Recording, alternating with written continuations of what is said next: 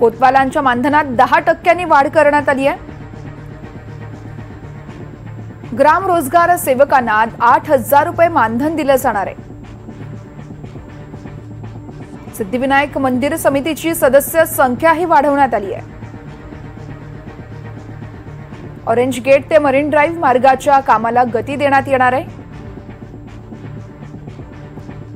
आपण पाहतोय कॅबिनेट बैठकीत हे सगळेच मोठे निर्णय घेण्यात आले आहेत।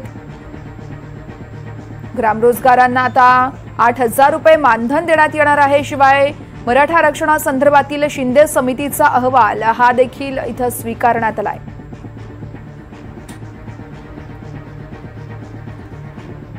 सिद्धिविनायक मंदिर समितीच्या सभासदांची संख्या वाढील। ऑरेंज गेट ते मरीन ड्राईव्ह मार्गाच्या कामाला देखील गती मिळणार आहे।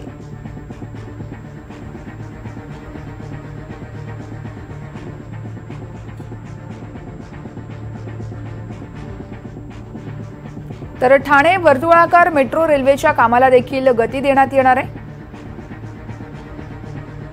पंचगंगा नदी प्रदूषणासाठी अद्ययावत प्रकल्पही राबवला जाईल।